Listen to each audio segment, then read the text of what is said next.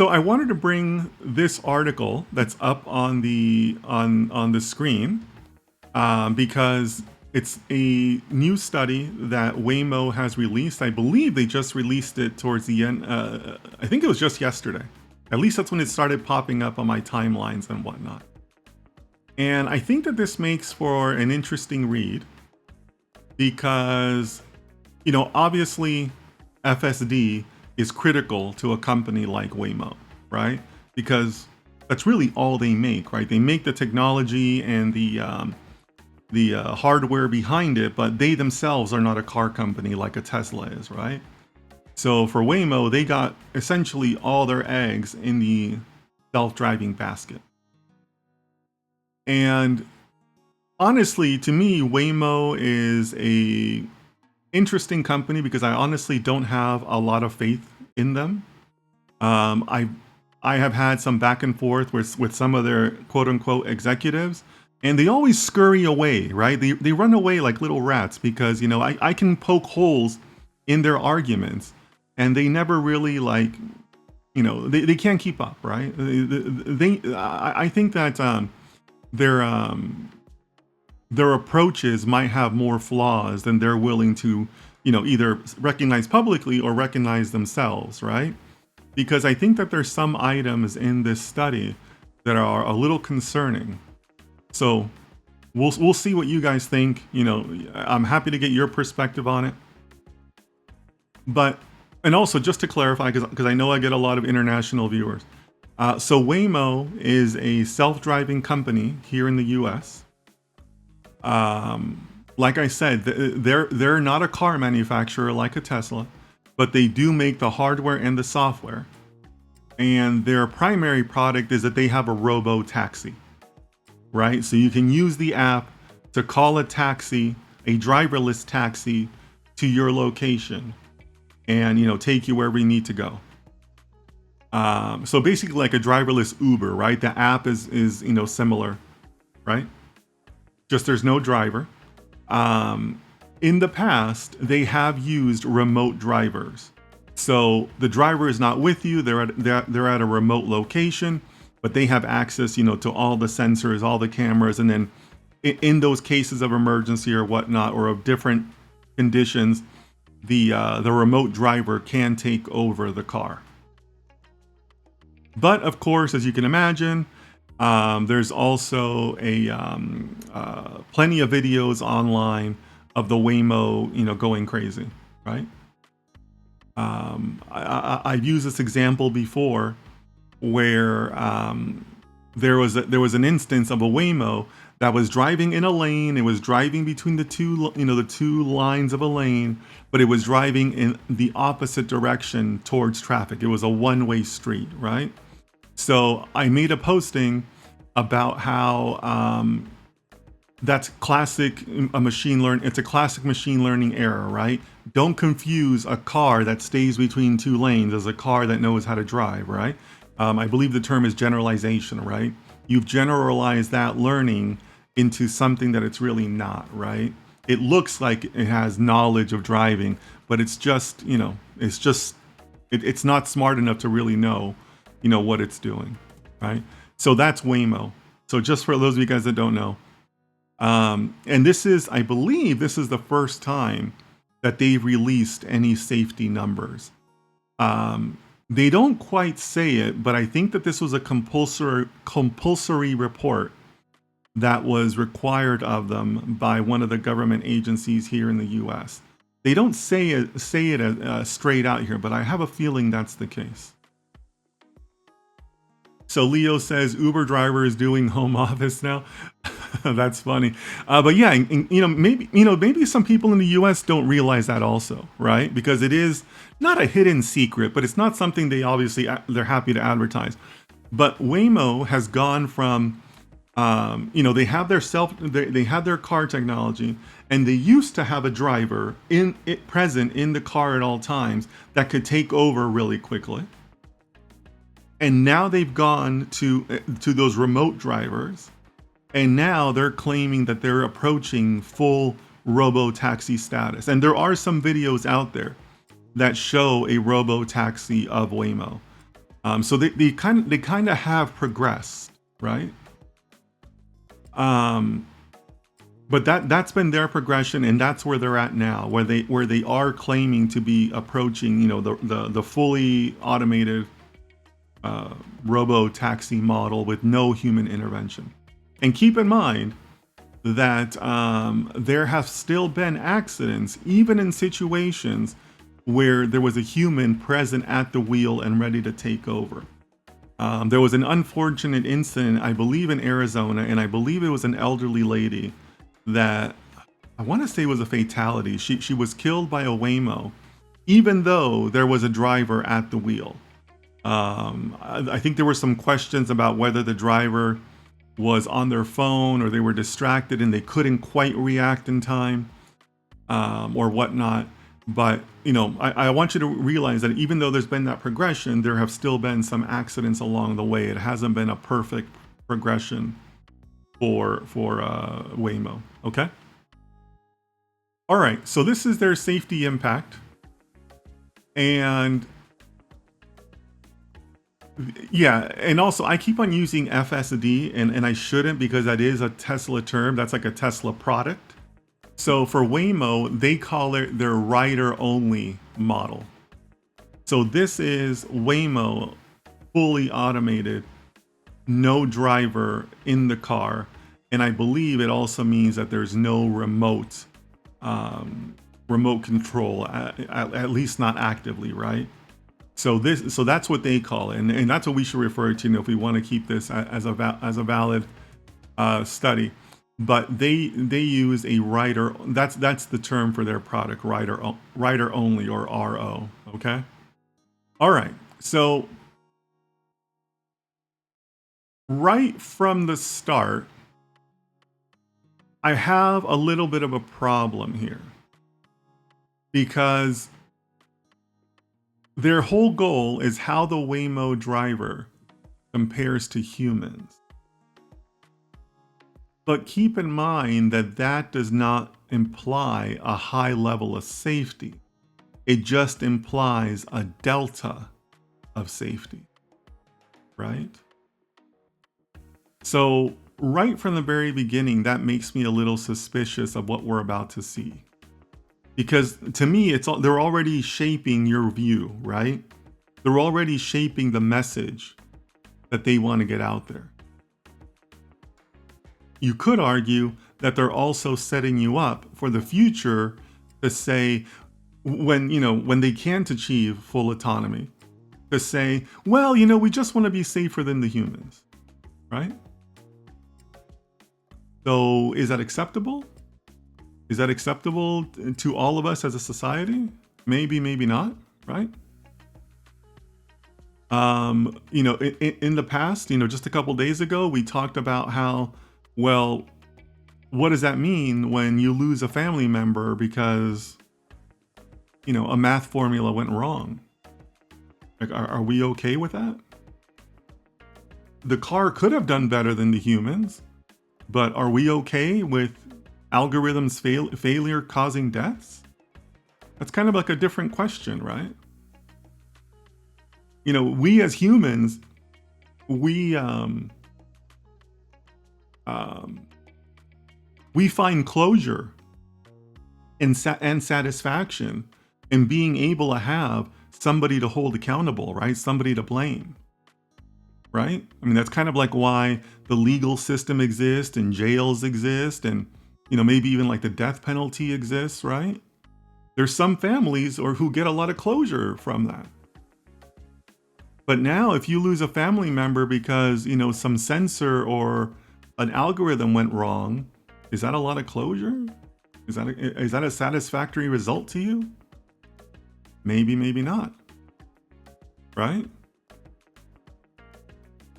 And if we're being honest about companies like Waymo, like an Uber, right, who, if you look at their legal records of how they handle people that have been mistreated, some of these companies don't have the greatest records, right?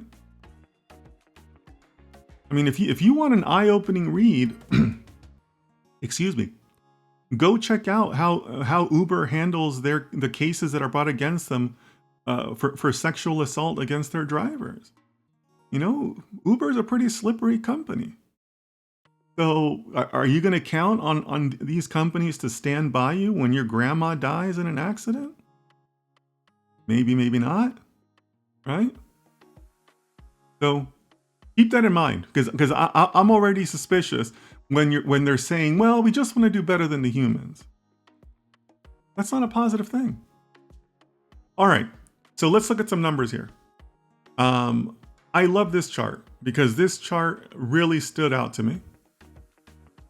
So just in case you can't read it, as part of their safety, Waymo is claiming 25 million rider-only miles traveled. And this is the breakdown that they are giving through July 2024. So fairly recent. 25 million miles, and this is their breakout. Anything jumping out at anybody? Anybody wanna give their observations here?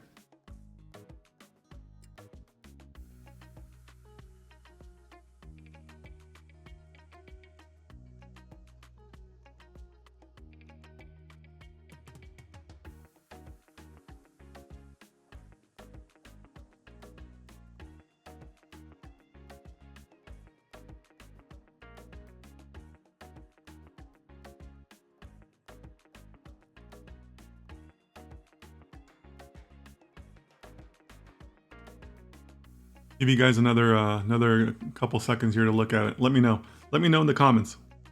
Anything jumping out?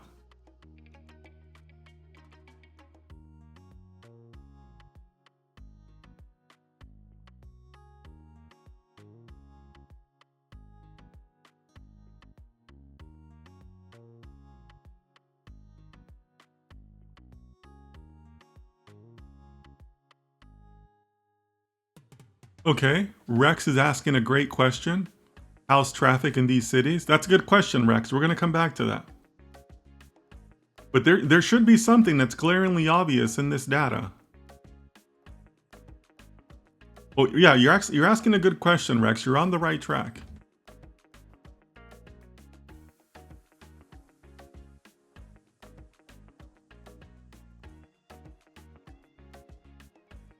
What do you guys think?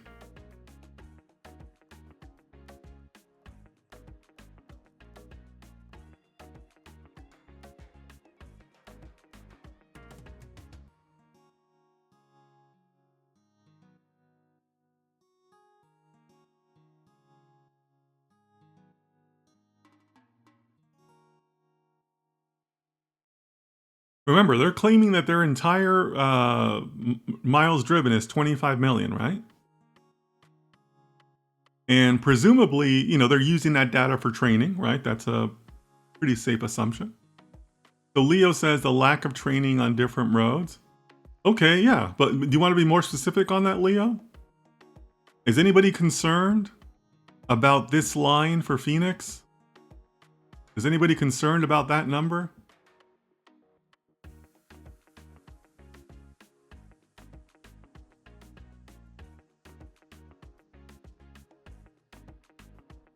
Anybody?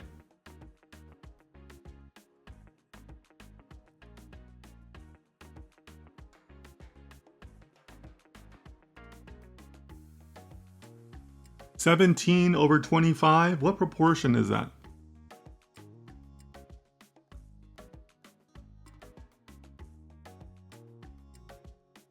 It's quite a lot, right? So yeah. So Leo and Rex, I mean, that number should be alarming to anybody, right? Because this confirms something that I've suspected for a very long time. It is nearly impossible for a car like this, and I'm talking Tesla, Waymo, whoever is attempting this, it's nearly impossible to not build bias into your models based on on the cities and the roads that you are training on, right? So this confirms that view. 17 over 25 is a massive proportion, right?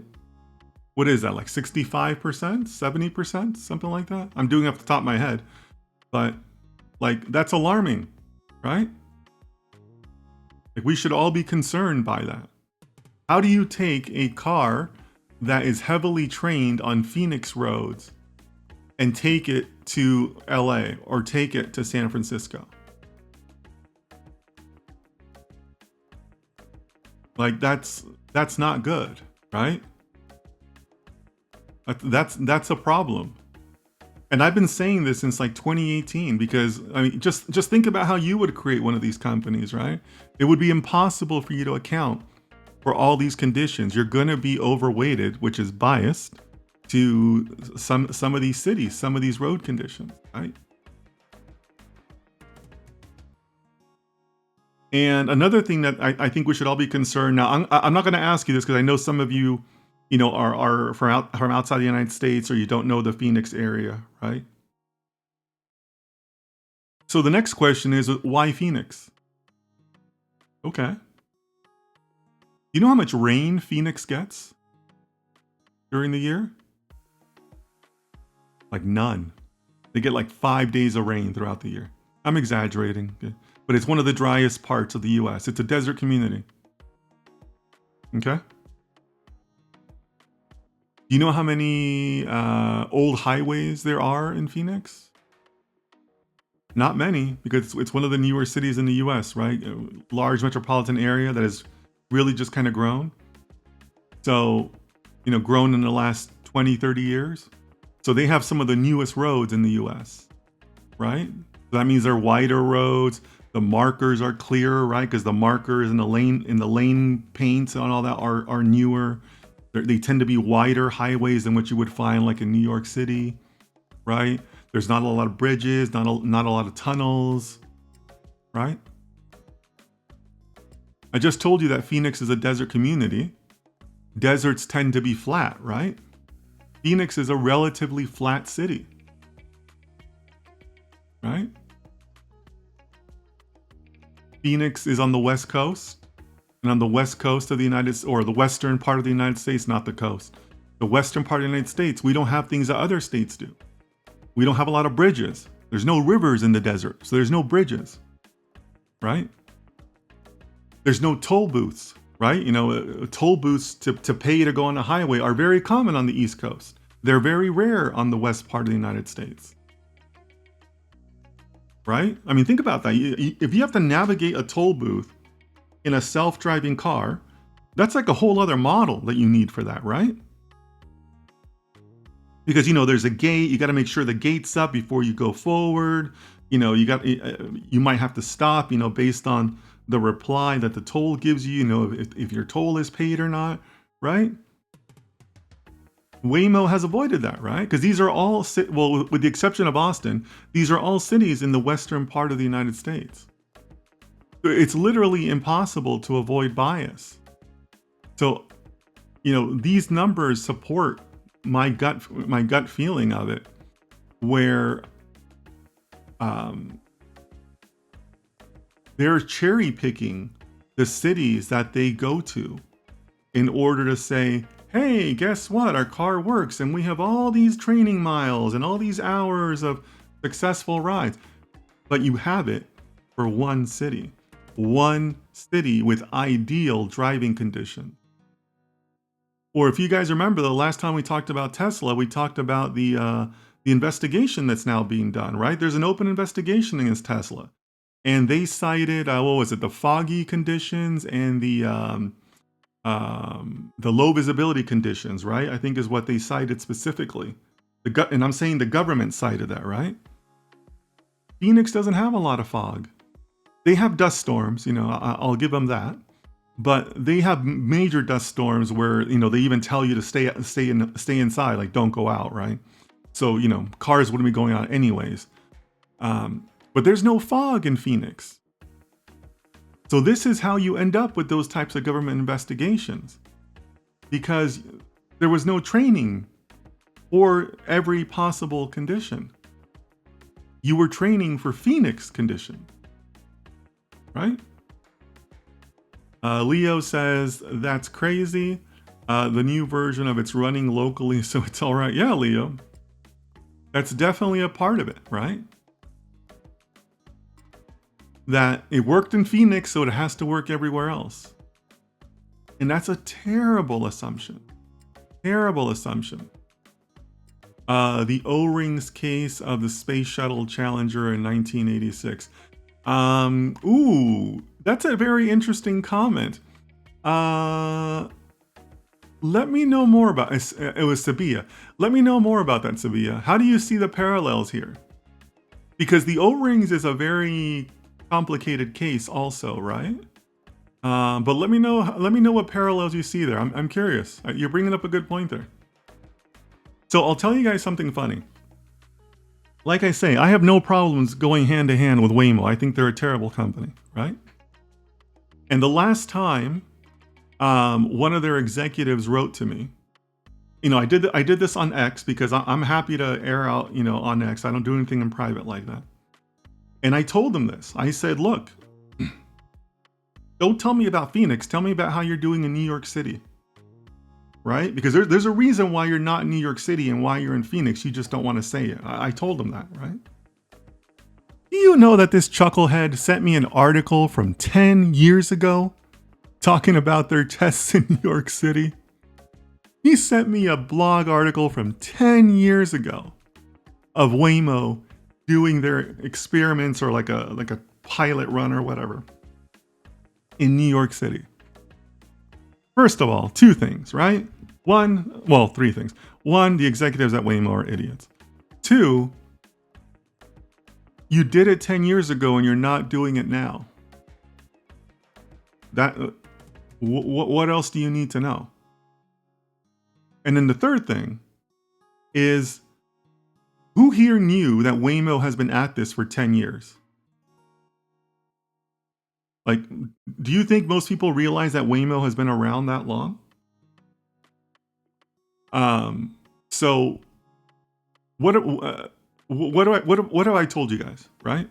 I've always said that the fundamental problem that we have here, the root cause, is that people assume that machine learning can solve every single problem, right? There's nothing machine learning can't solve, right? That's the fundamental assumption that everybody is under.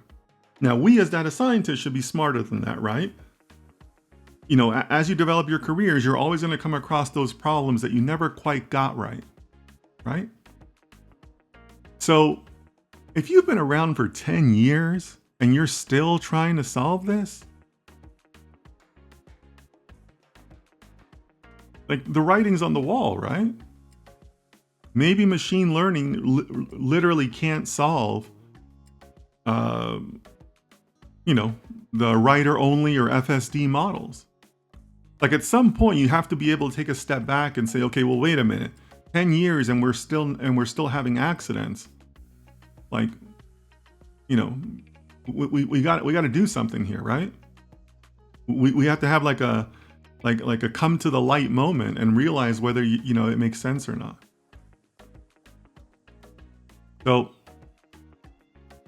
really interesting for these numbers. And again, be careful with this, right? Because now you know that you are overweighted to miles in Phoenix. And Phoenix has, it'd be hard to pick a more ideal city than Phoenix in terms of the quality of the driving conditions. It's nothing like a New York City, right? With the traffic and the stoplights and the pedestrian traffic, the one-way streets, the change in terrain, right? The weather. I mean, New York's a nightmare for that, right? There's reasons why Waymo is not in New York. There's reasons why all four of these cities are on the western side of the US. Austin is arguably in the West, Midwest. But there's reasons for it, right? So Sibia says pour or massage extrapolation. Yeah, sure. Okay, I can see that to the O-rings. Yeah. Because see, Sibia, where I thought you were going with that is that my understanding of the O-rings case is that there were scientists who had concerns about the O-rings because I think they had failed in a previous test or because I think they had like one aborted launch like the day before, right?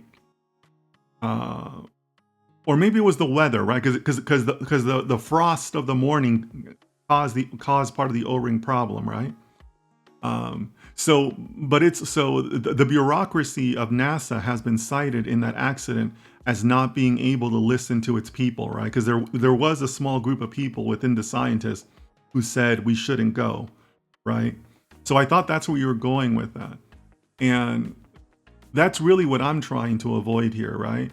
I'm trying to step away from the hype and the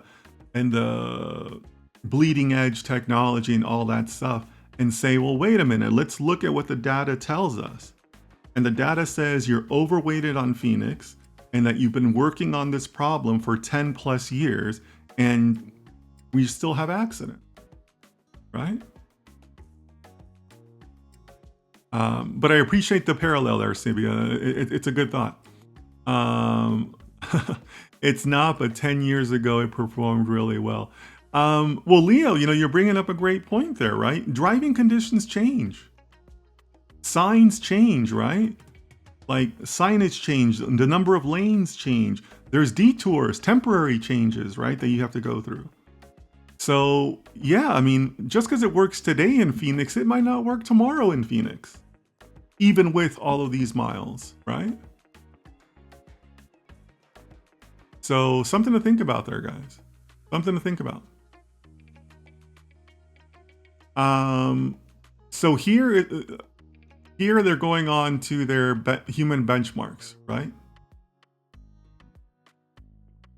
So these numbers are interesting.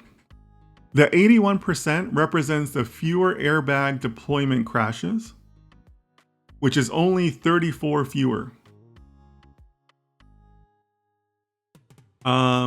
And also it's an interesting metric. Why the airbag deployment crashes? I have some thoughts on that, but I'd love to hear your thoughts. Why do you think they would use airbag deployment?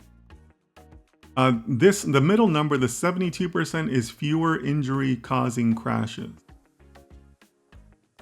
That may sound like a positive number, but here's the thing, guys. I read their methodology, and we can certainly look at it again.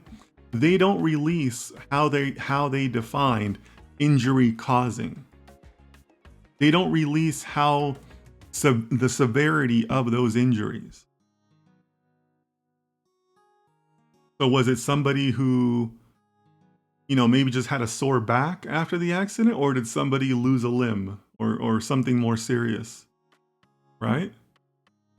Because they don't define the injury causing side of that. And then 57% of fewer police reported crashes.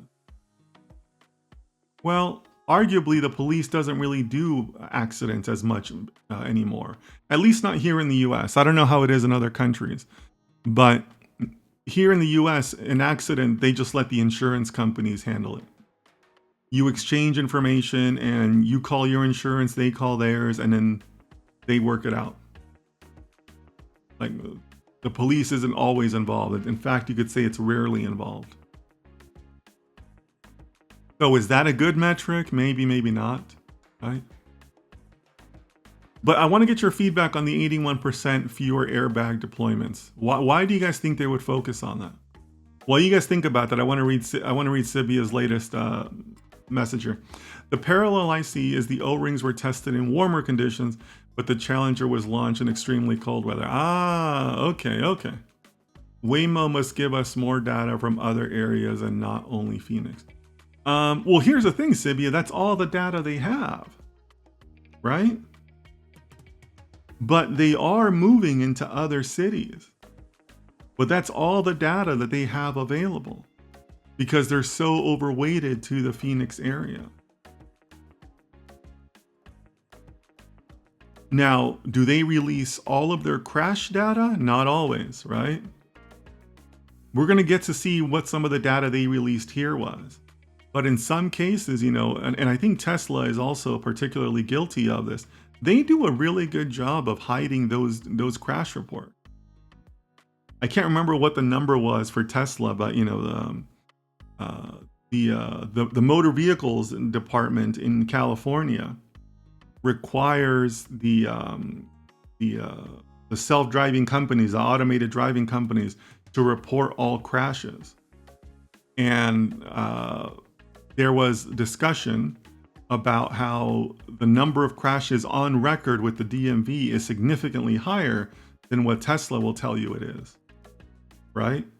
And you know, and that's assuming that the motor vehicle records are accurate, because you know they most likely are. It's a government reporting requirement, so you know it's unlikely that Tesla is messing with those numbers, right? But they can mess with it on the publicity side, right? And keep that quiet. But Sibia, I understand you better now, and I do like that that parallel to, you know, different testing conditions versus launch conditions, right? So yeah, I see it. I see it. Thanks for that. PRNV, thanks for joining us. You know, let us know where you're from if you'd like. What is Waymo? Yeah, so if those of you who aren't familiar, Waymo is one of the self-driving car companies or self-driving services out here in the US. I stopped from saying car company because they don't make their own cars, right? Tesla makes their cars and their self-driving software. Waymo doesn't make cars, but it is self-driving software. You know, they have an app. It's like an Uber, but there's no driver, right? So, you know, they're aiming for complete autonomy. So PRNB, I hope that helps you. So Rex says, what's the best way to approach stakeholders when they wish to include outliers and make certain assertions when these data points outweigh the data set? Rex, it's honesty. It's honesty. It's honesty and being clear with them on what the consequences could be, right? And in a way, that's kind of the challenge here, right? And why I'm so, you know, down on these companies, because they're just plain not being honest, right? They're not being honest with the public and not being honest with themselves, right? I mean, I'd be embarrassed to be posting these numbers, right?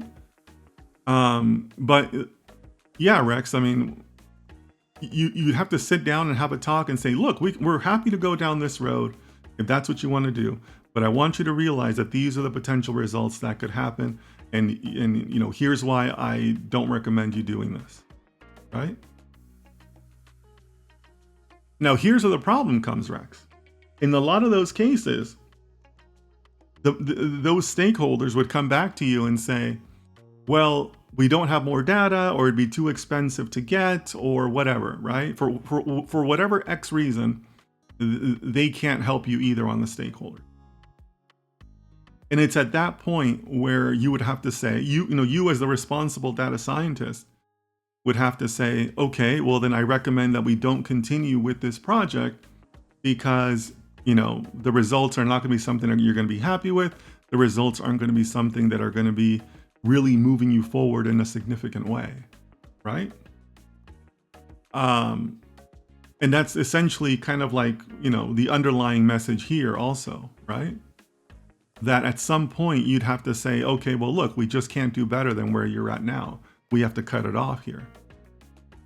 Now, unfortunately, a company like Waymo, you know, is driven a lot by financial interests than anything else, right? So are they motivated to put out the best possible data, the best possible product out there? Or are they motivated to, you know, meet their latest quarterly earnings or whatever, right? Or, you know, meet their next funding round, right? You have to look at those motivations also. But, you know, but as far as you asking Rex, you know, for all of us, future careers and things along those lines, it's just about being honest and letting them know what's coming up ahead. You know, and because some of them might not know, right? Some of those stakeholders might tell you, well, who cares if we're overweighted to 1 year's worth of data or whatever, right? Like they just literally don't know any better that it could cause problems. So that's part of you being the data scientist and saying, okay, we can do this, but you're going to want to consider this, this, and this. So in cases like the data science report may tell a different story than what marketing may put out there. Oh, all the time, Rex, all the time. Yeah. For never ever. For never ever, thank you for joining us. I think it's your first time. We ask people to introduce themselves, so let us know. Says yes, ethical data. Yeah, you're right. That is like one of the root causes here, right? Because really, to me, from that perspective, it's really a pet peeve of mine to see stuff like this layout, because this is unethical. Because Waymo's out there saying, oh, look, we're so safe. We've got 25 million miles of experience in our training data or whatever, right? That's the part they tell you. They don't tell you that it was 65% or 70% in Phoenix, right? So yeah, I mean, that's the part that really gets to me, because it's just plain dishonest, right? It's just plain unethical. So that's where, like, these numbers are terrifying to me, because when they advertise their 25 million miles, it's wrong. It's just plain ethically wrong. So Forever Never says, are they p hacking? Maybe. We'll have to look at that. We'll have to look at that in some other charts. But to your point, we have seen p hacking in just yesterday, in the paper we saw yesterday, right? Or Rex, even to your question about what the data science report says and what the marketing and what marketing puts out there, right? Just yesterday, we looked at that report where they said it was AI. It wasn't AI, it was machine learning. They said it was a groundbreaking study. It wasn't. They were p hacking, right? They said that it was a great study with all these images, but it was a meta study, right? They were using images from 1974 or whatever it was, right? So yeah, I mean, it happens all the time, right? What you do as a researcher versus the spin that gets out there, right? The messaging that gets out there, it's absolutely different. But it's up to you, right? It's up to you, the scientist, to be able to step in and say, well, wait a minute, hold on a second, that's not 100% accurate. Here's what's actually happening, right?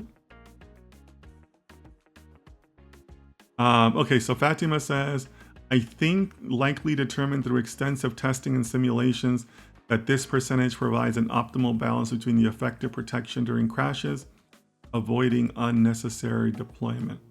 Okay, thank you for that, Fatima. So Fatima is commenting on the previous question that I asked about the fewer airbag deployment crashes, right? So I hear you on that, right? Here's the thing, Fatima. I think that this is a trap. And the reason I say that is because at least in the US, I'm assuming it's similar in other countries, right? An airbag deployment in a car is very expensive. It costs a lot of money to replace an airbag.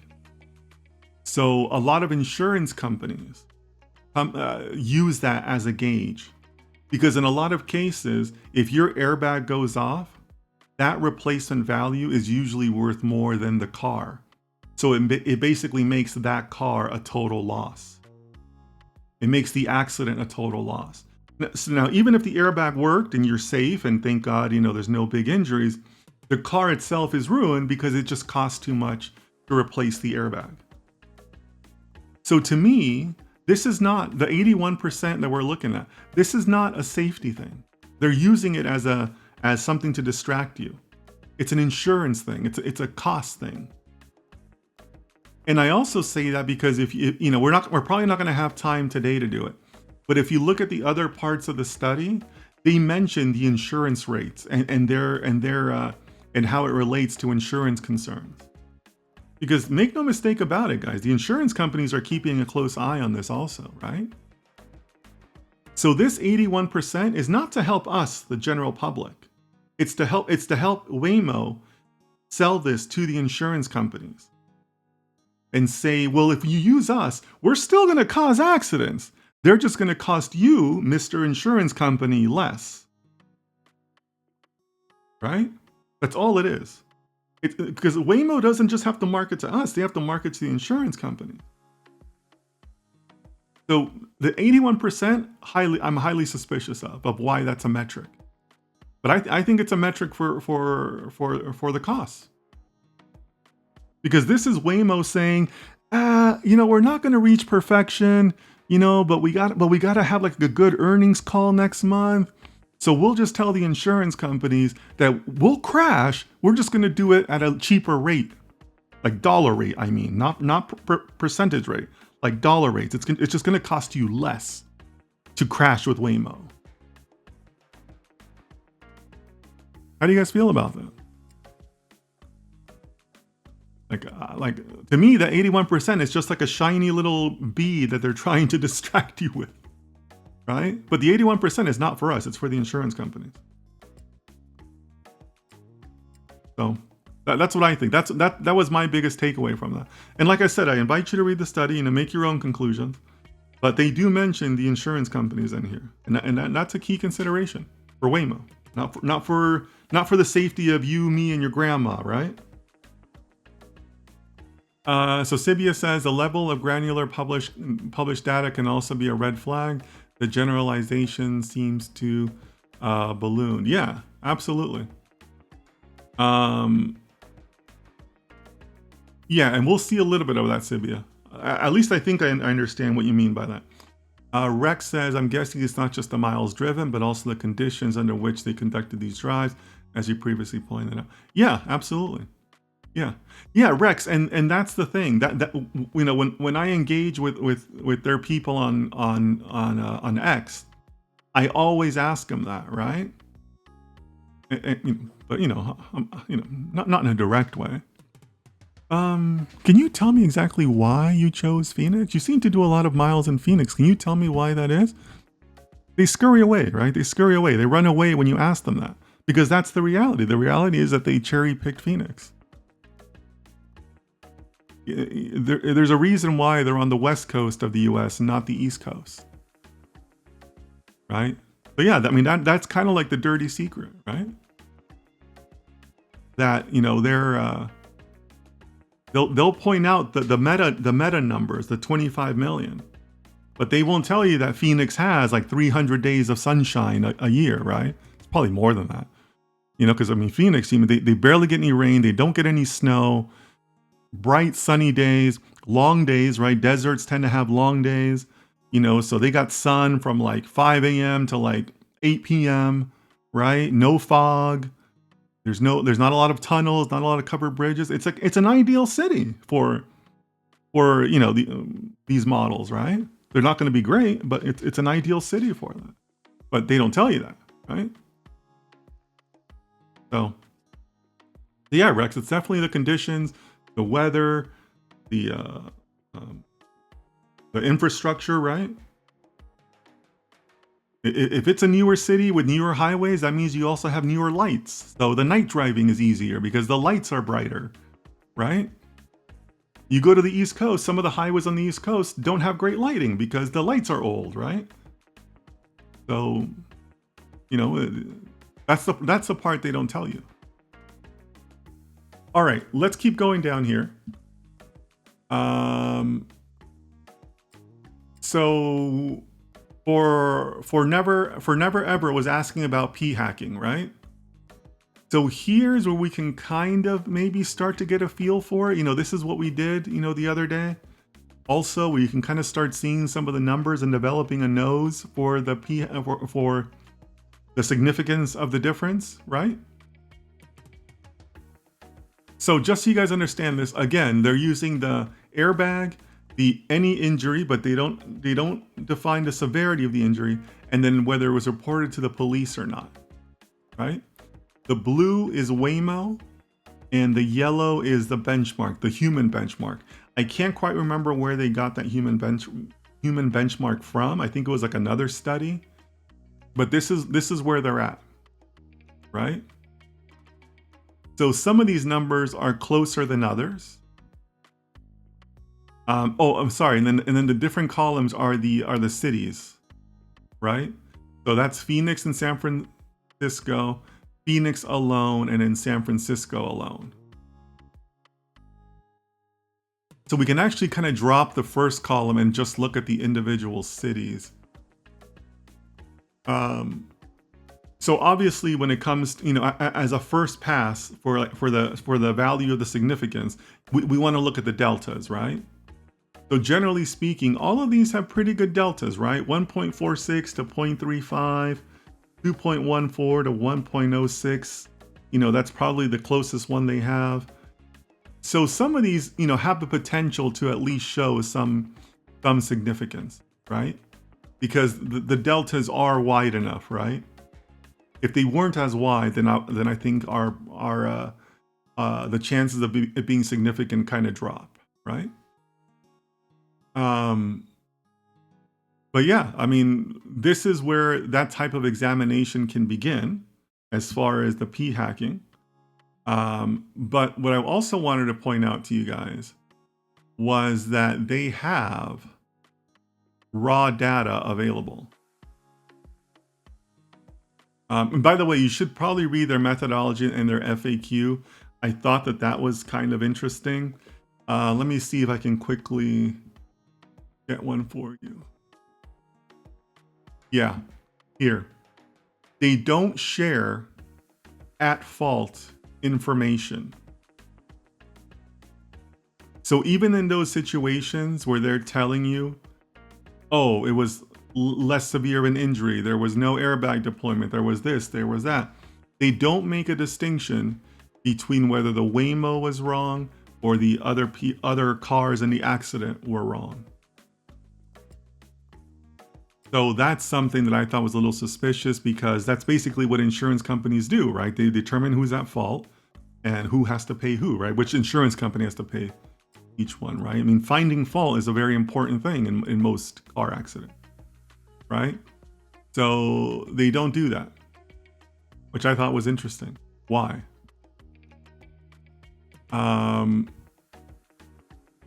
Again, talking about the severity, they basically put everything into an injury, just like an injury section, right?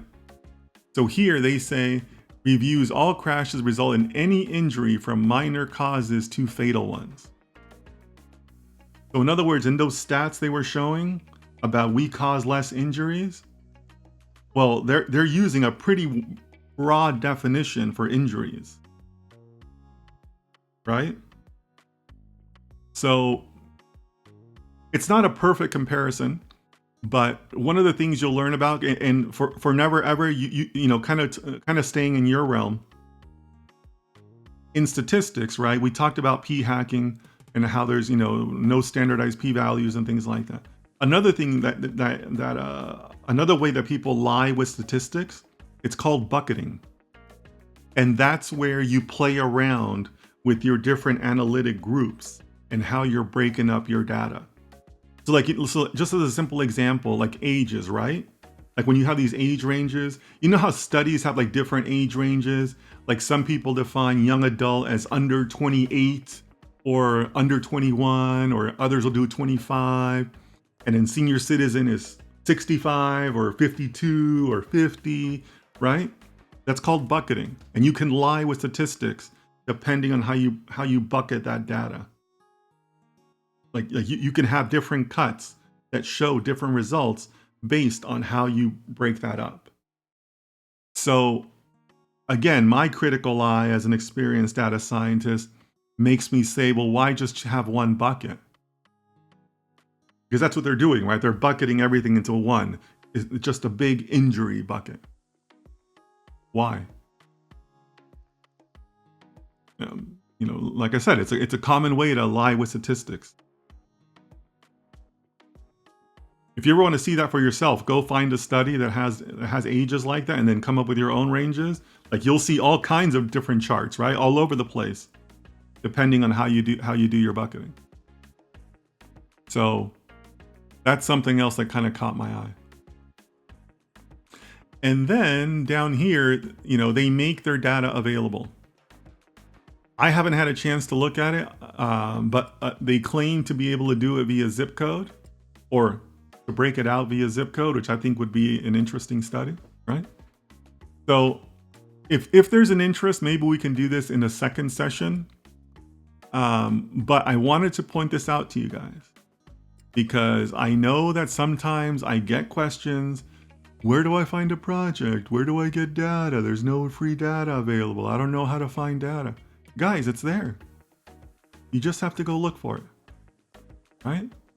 What I'm doing here is no different than the same advice I give you that I did to do my studies and to prepare myself to be a data scientist. The data's out there. You just have to, you know, go out and look for it. Go out and put the effort for it, right? But I mean, there's like what, 4 CSVs and 1 PDF in here. Well, the PDF is a release notes. So there's 4 CSVs in here, right? Like there's a wealth of information here. I mean, you guys could come up with multiple studies, you know, just on these 4 CSVs. So again, taking that meta view, right, getting away from the specifics of Waymo. This is the same stuff that I used to do, right? I have a personal interest. Some articles come out, a new study comes out. You go, you hunt it down, and sometimes they make the data available, sometimes they don't. But you know, I'm showing this to you guys so that I never get that project question again, right? Because it's out there. It's out there. The ideas can come if you read through their stuff, you look at their data, you do some initial exploration, so on and so forth, right? But I hope that you guys have taken this as another example of how being a data scientist is not just about models. It's not just about knowing the latest version of Python. It's about being able to have an opinion on these things, have the ability to read through these studies and say, okay, yeah, you know, this sounds promising, or no, wait a minute, I think there's some holes in this study. We should be careful here, right? So I hope that's been beneficial to you guys, because you know, this is the kind of stuff that I like to do. I take a personal interest in these you know, automated vehicles, and you know, some of these companies are less ethical than others, if there are any that are ethical, right? But this is another exercise of your data scientist skills, right? Data science is not like a part-time thing. It's you do it all the time, because numbers are all around you, right? Algorithms are all around you. So I'm going to stop there, because we've been going for an hour and a half, which is crazy. But I hope that you have found this beneficial. I hope that you apply your own critical eye to these things. At the very least, you know, be suspicious of numbers that people tell you. Anybody tells you. Well, what makes up that number? Over what time period? What's been your range for those numbers? What's the composition of those numbers proportionately? Right? Have that mindset, because that's how a data scientist thinks. Now, I know I'm a natural pessimist, right? So maybe I think about that more than other people. But I'm encouraging you to think about that, because it's important. It's important. It's developing your skills, developing your reputation, developing your attitude, your mindset of what a data scientist, you know, kind of like really does in the real world. Okay. Rex says, awesome session. Sibia says, very beneficial for an hour. Thank you. Fatima says, session is really interesting. I thoroughly enjoyed it. Thank you all of you for that feedback. Really appreciate that. Sibia, and for Never Ever, I know it was your first time, so please keep on coming back. You know, these are the types of sessions and discussions that we do. You know, sometimes I take more questions than other days, but Fatima and Rex, always appreciate your support also. But yeah, I hope you guys do enjoy this because, I don't think anybody else is doing this, but this is the stuff I enjoy. And like I said, like this is real world data science, right? And for some of you who earlier, I don't know if you're still here, but the students from earlier, right? You should be doing this too and saying, oh, wait a minute, I recognize when they say this. I recognize when they say it. Like, start building your skills little by little like that. Take what you're learning in the classroom and go use it. I promise you that's going to bring you a lot of benefits.